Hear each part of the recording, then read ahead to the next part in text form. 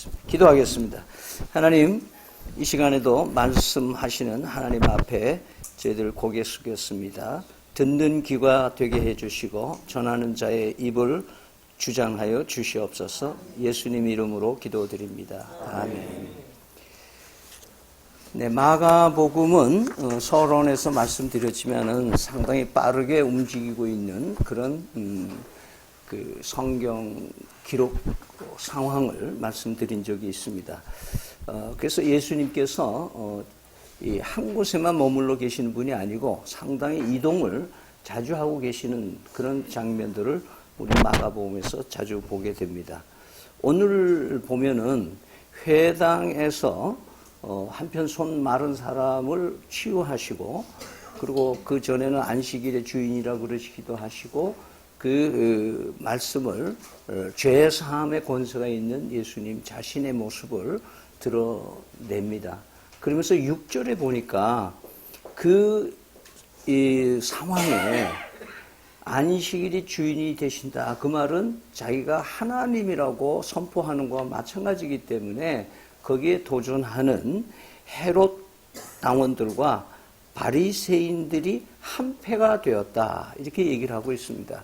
이 헤롯은 예수님 탄생 당시에 있던 헤롯이 아니고 그 다음 헤롯 2세로서 갈릴리 지역을 통치하는 로마의 권위의 이 위탁을 받아서 갈릴리 지역에 통치를 하는 소위 분봉왕이다. 그렇게 얘기를 하는데 헤롯이 그 지역의 왕 노릇을 하고 있었습니다. 그러니까 이 로마의 통치에 직접 관여하고 위임받은 빌라도 이 중심으로 하는 사람들과 거기에 정치적인 배경을 가지고 있는 바리새인들과는 늘 굉장히 다툼이 심했고 서로 의견이 다른 그런 상황을 보겠습니다. 그런데 오늘 보니까 그 예수님을 6절에 바로 앞에 보면 예수님을 죽이려고 하는 음모가 본격적으로 시작되니까 7절에 가서는 예수님께서 바닷가로 이렇게 떠밀려가는 그런 모습이 거기에 보여지고 있습니다. 그런데도 불구하고 예수님은 큰 무리들이 따랐던 얘기를 하고 있는데요. 여기 그 큰 무리들을 분석해 보면은 거기 기록은 없지만 앞에서 얘기한 예수님을 송사하고 예수님에게 시비거리를 찾는, 그리고 끊임없이 따라다니면서 탐색하고 있는 반대파들도 그 무리 속에 있을 것이고, 예수님을 미워하는 사람들뿐만 아니라 예수님을 좀 가까이 하고 싶은 사람들도 그 무리 속에는 있고, 또 예수님을 없애려는 사람도 있지만 어떻게든지 예수님 곁에서 결코 떠나지 않으려고 하는 바짝 따라다니는 사람들도 그 무리에 있고, 또 한쪽에서는 예수님을 무서워하고 참 두려워하는 사람들도 있지만 예수님의 치유와 또 안식을 예수님을 통해서 얻은 사람들도 거기에 따라 포함되어 있다. 그래서 이런 현상은 예수님이 공생애 동안에 예수님을 따라다니는 사람들의 그 속에, 무리들 속에는 항상 있어 왔던 것을 보게 됩니다. 그러면서 우리는 이런 질문을 하고 싶습니다. 우리는 왜 여기 교회에 와 앉아있나? 예수님을 따르는 무리들이 이렇게 다양한 무리들이 있는 것처럼 나는 어떤 마음의 태도를 가지고 여기 와 있는가 하는 것을 한번 질문해 볼 수 있을 것입니다. 그 첫 번째 7절, 8절 보면은 예수께서 제자들과 함께 바다로 물러가시니 갈릴리에서 큰 무리가 따르며 유대와 예루살렘과 이두메와 요단강 건너편과 또 두로와 시돈 근처에서 많은 무리가 그 하신 큰 일을 듣고 나오는지라. 예수님이 요즘 말로 말하면은 여론조사에서 상당히 높은 온도를 가지고 있었던 것으로 보게 됩니다. 근데 예수님에 대한 인기도도 높아지고 있는데, 이 소문이 전역으로 퍼지면서 이 사람들이 몰려온 것으로 보면은 그 예수님께서 왜 바닷가로 물러가실 수밖에 없었나 하는 얘기들을 우리는 보게 됩니다. 예수님은 도시에서 또 농촌에서 그리고 또 결국은 바닷가로 내몰리는 그런 현상을 보게 되는데 여기에는 두 가지 이유가 있을 겁니다. 하나는 적대 세력들이 이 대도시 활동을 사람이 많은 곳에 모이는 성전에서 회당에서 모이는 것을 반대했고 또 그들의 이 적대 행위를 통해서 계속 몰아붙이는 바람에 예수님은 촌으로 또 변두리로 들로 산으로 그리고 바닷가로 몰려가는 모습을 봅니다. 또 한 가지 원인은 물리적입니다. 사람들이 모여들기 때문에 회당에서는 수용이 안 되고 더군다나 가정에서는 더군다나 가정집에서 수용이 안 되니까 자연히 5개 집회를 하게 되고 그 5개 집회도 점점 사람들이 많아지니까 이제 들로 산으로 그래서 바닷가로 가는 그런 모습을 보게 됩니다. 여기서 한 가지 분명한 것을 발견하게 되는데요. 그 예수님은 만나려고 하는 사람을 만나주시는 분이시다는 거예요. 적대자들도 만나서 대화하시고 그들과도 논쟁을 하시고 또 자기를 따르고 근처에서 좀 있고 싶어 하는 자들에게도 귀찮다 오지 마라 좀 나 바쁘다 좀 쉬어야 되겠다 이렇게 거절하는 일이 없으신 예수님의 모습을 보게 됩니다. 오늘 여기서 이 사람들이 어디서 왔는지 무엇을 위해 왔는지 또는 언제 오든지 누구나 만나 주시는 분이라는 것을 오늘 본문에서 은혜가 되는 말씀으로 받으시길 바랍니다. 그러기 위해서 제가 지도를 한번 보여드리고 싶은데요. 지금 이 보통 가나안 땅에 정착하기 시작해서 예수님 당시의 지도가 이렇게 되어 있습니다. 여기가 이 정도 사이즈가 50km니까 대충 여기 여러분들이 보면 거리를 계산할 수 있을 겁니다. 오늘 얘기하는 장소는 이 갈릴리 호수가입니다. 다시 다음 페이지 한번 봐주세요. 이 갈릴리 호수에는 여러분 성경에 나오는 많은 낯익은 이름들이 여기 있습니다. 벳세다, 가버나움, 타브가, 게네사렛, 막달라, 디베리아, 야드넷, 데가볼리, 거라사.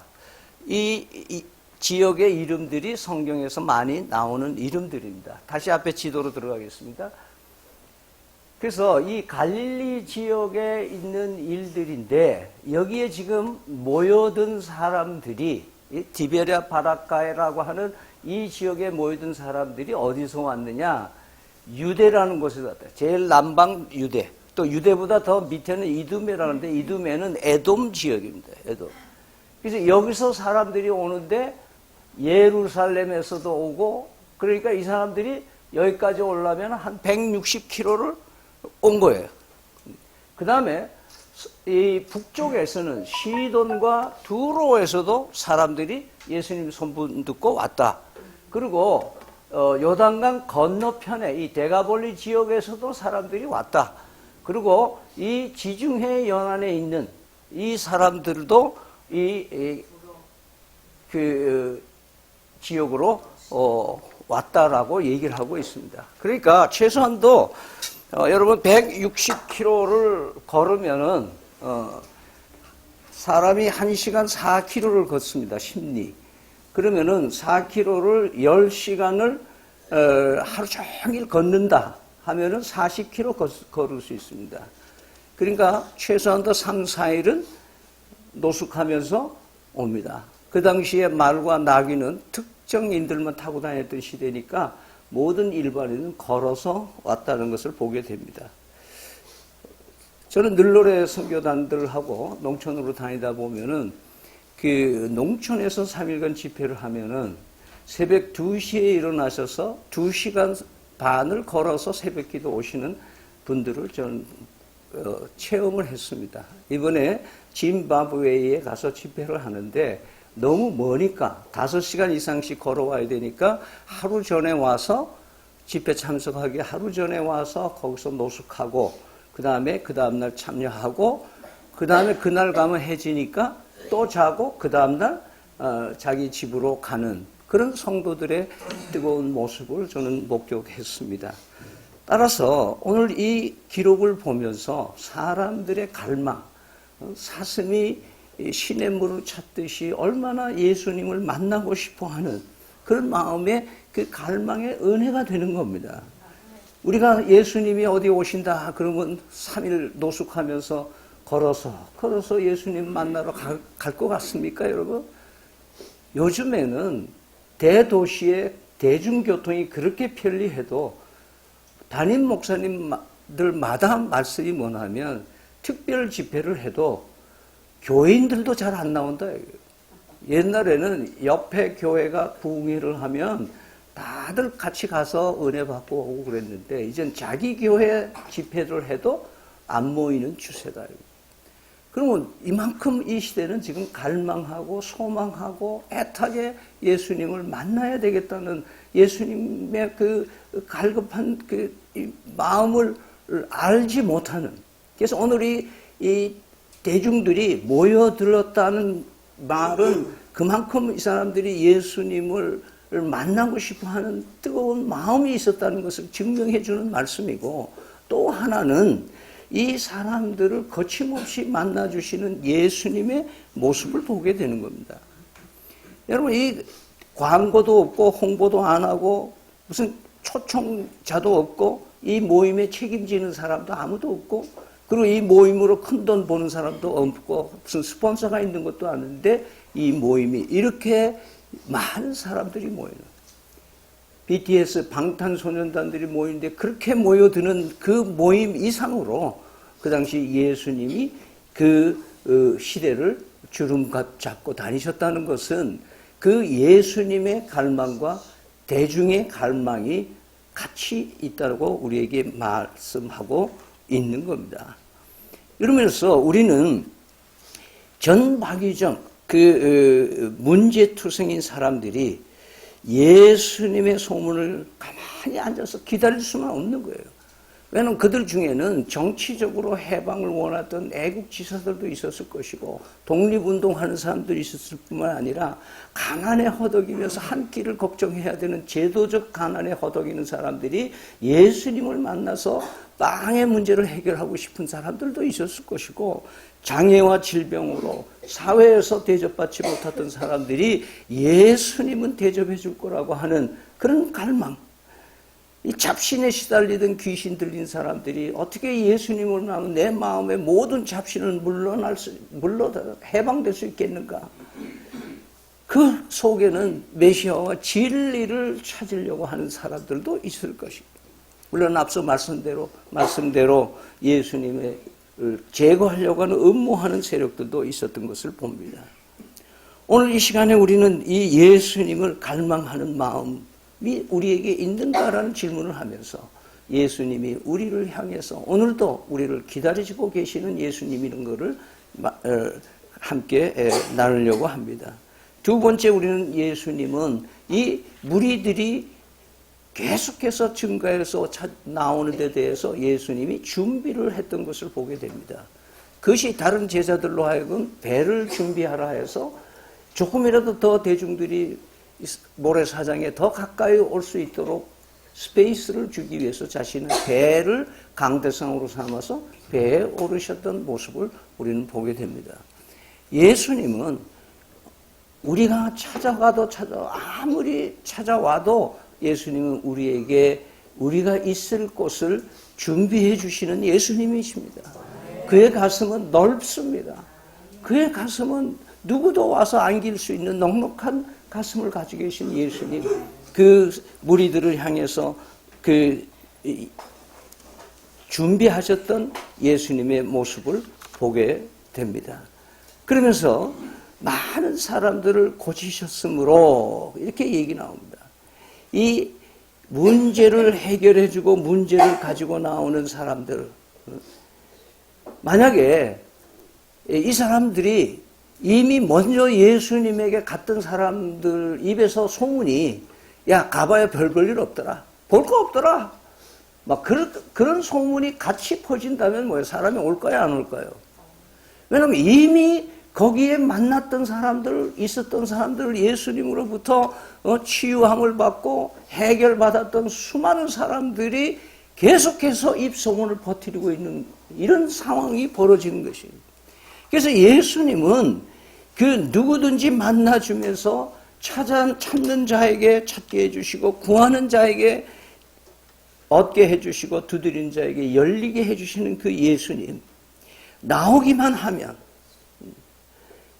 오히려 이미 예수님은 우리를 기다리는 갈망을 우리를 향해서 기대하고 계시고 탕자를 기다리는 아버지의 마음을 우리에게 이 메시지를 통해서 알려주고 계시는 것을 우리는 오늘 이 말씀을 통해서 묵상하게 됩니다. 세 번째로 우리는 예수님은 예수님의 권위는 그 시대로 초월하는 탁월하신 권능을 가지고 계신 분이다. 11절 12절을 같이 읽습니다.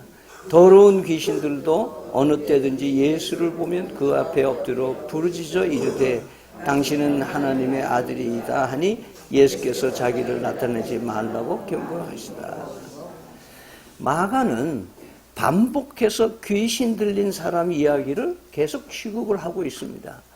이 귀신 들린 사람을 사역 기초에 사역 초기에 예수님이 많이 만나 주신 의미는 뭐냐 하면은 우리가 이미 믿는 다른 신들을 몰아내고서야 예수님을 믿을 수 있다라는 것을 말씀하고 있습니다.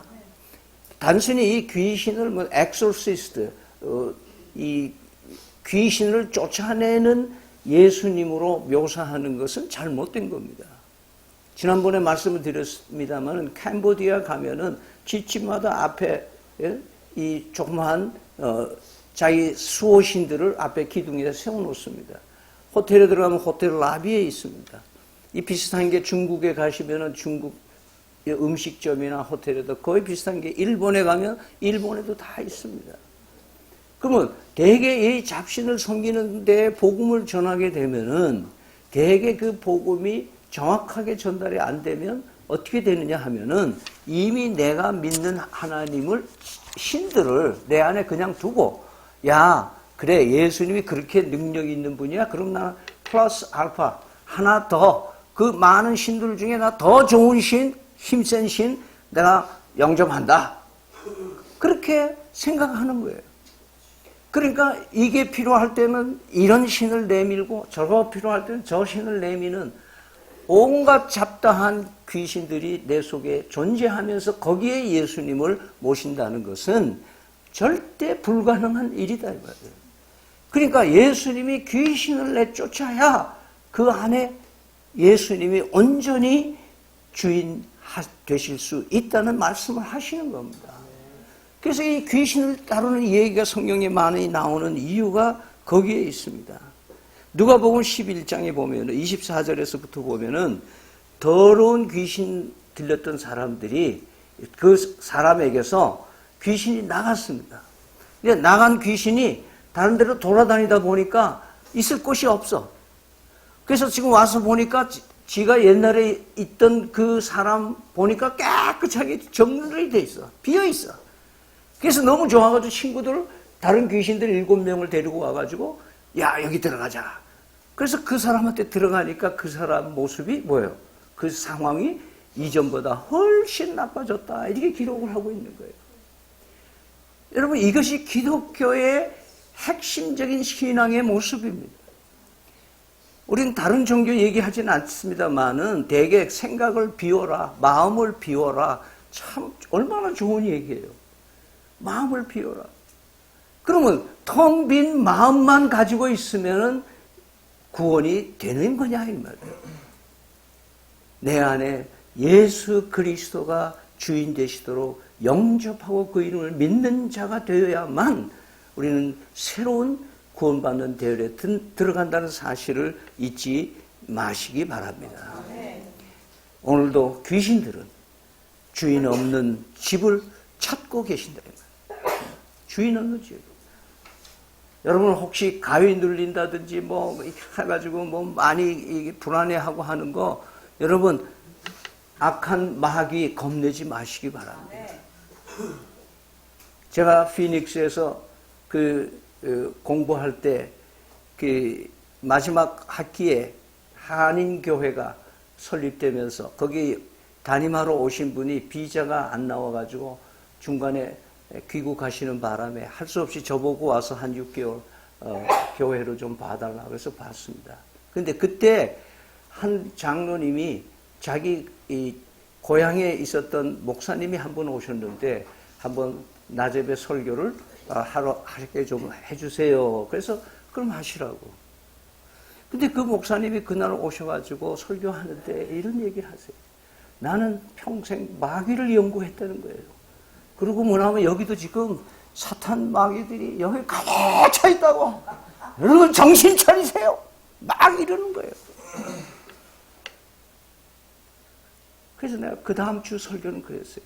성도님, 여기는 천사 천군 천사들이 가득 차 있습니다. 걱정하지 마세요.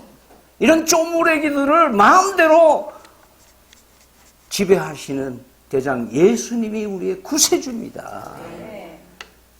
볼 걸 봐야죠. 세상을 두려워하지 않는 이유가 있잖아요. 예? 너희 목숨을 빼앗을 수 없는 그런 이 군사력이나 그런 정치 세력이나 그런 권세 있는 자들, 세상의 권세 있는 자들 두려워하지 말라 이거예요. 세상의 생명을 주관하시고 창조주 하나님이시고 인류의 역사를 주관하시는 분이 내가 너희 아버지가 되고 내 아들 예수 그리스도 너희 친구가 되는데 무엇을 두려워하느냐 이거예요. 여러분 사도 바울은 환난이나 공고나 무엇이 나를 예수 그리스도의 사랑에서 끊을 수 있겠느냐고 아주 애절한 사연으로 로마서 8장에서 얘기를 하고 있습니다. 그러면서 마지막 부분에 우리는 그리스도 안에서 넉넉히 이기느니라. 여러분 예수님 믿는 사람들은 건거히 이기는 사람이 아닙니다. 넉넉하게 이기는 사람. 아멘? 넉넉하게 이기는 거예요. 마틴 루터가 종교를 개혁을 할 때 그때 종교 지도자들 기득권자들이 얼마나 핍박을 했는지 그가 표현할 때 마귀들이 성전에 있는 성당에 있는 기와장보다도 많은 마귀들이 나를 위협한다고 그렇게 했어요. 그래서 너무 실망해가지고 우울증에 걸려 있는데 부인이 상복을 입고 들어오는 거예요. 여보, 누가 세상 떠났어요? 아니요. 당신 믿는 하나님이 돌아가셨네요. 당신이 그렇게 실망하고 있는 거 보니 당신이 믿는 하나님이 돌아가신 거 아니냐 이 말이에요. 그게 이 루터가 어웨이커닝, 다시 말해서 새롭게 변화돼서 일어서서 하나님의 말씀 들고 일어섰던 일화가 있습니다. 간절히 하나님 앞에 나오기를 원하시는 것. 아니 동시에 예수님은 우리의 앞서 계시고 우리의 답을 주시고 우리가 더 하나님 앞에 사랑받는 존재로 살기를 예수님은 원하신다는 것을 잊지 마시기 바랍니다. 오늘 귀신 들린 사람이 12절을 한번 같이 읽겠습니다. 시작. 예수께서 자기를 나타내지 말라고 많이 경고하십니다. 자, 귀신들에게 내가 그리스도라는 것을 너희들 얘기하지 마라. 그게 뭘까요? 왜 그러셨을까? 예수가 그리스도라고 소문내는 사람은 성도들이라는 거예요. 귀신이 할 일이 아니잖아요. 물론 귀신은 예수님을 귀신같이 알아요. 응?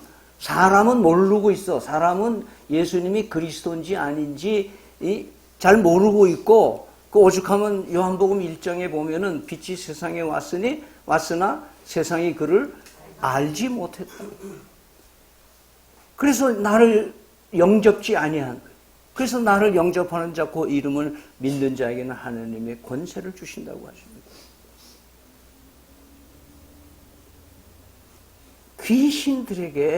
귀신들이 예수님을 알아보긴 해요. 알아보긴 해. 사람보다 먼저 예수님에 대해서 알아봤던 기록들이 오늘 여기에 또 나오는 거예요.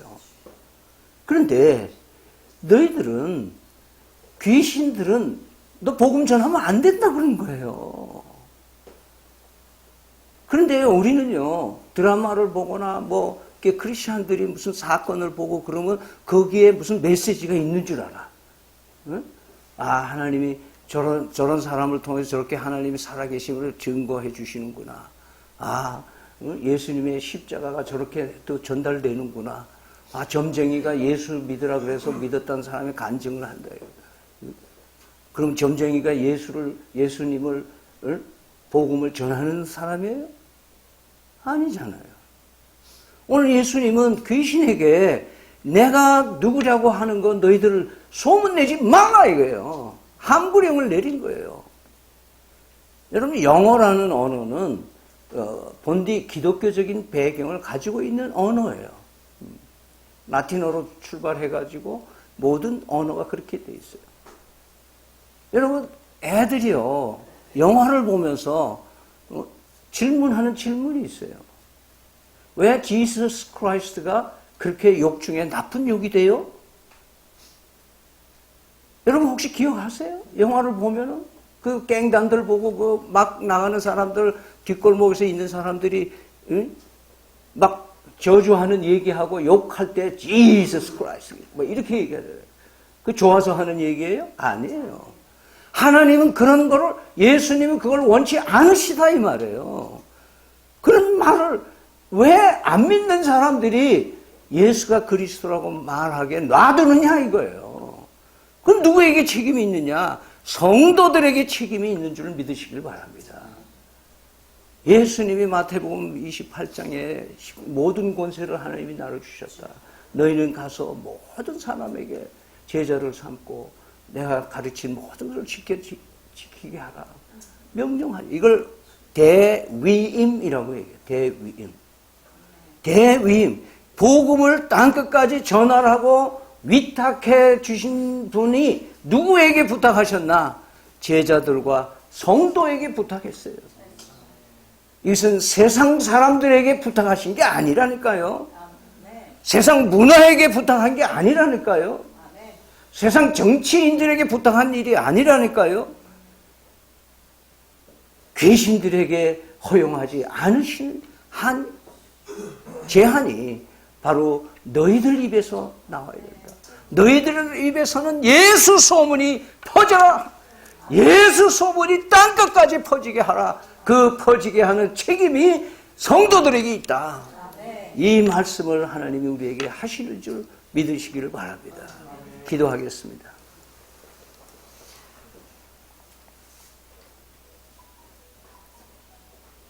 여러분, 예수님에 대한 갈망이 있습니까? 내 빈 마음에 주인이 되신 예수님 만나셨다면 이 예수를 그리스도라고 용기 있게 전해 봤었는가요?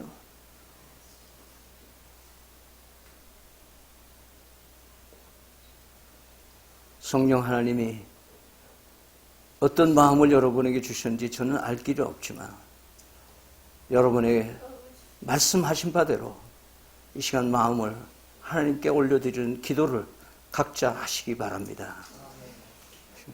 지금은 우리 주 예수 그리스도의 은혜와 살아계신 하나님 아버지의 극진하신 사랑과 성령의 교통하심이 예수 그리스도의 소문과 갈망으로 충만하여 세상을 이기려고 다짐하는 성도들 머리 위에 영원토록 함께 계실지어다. 아멘.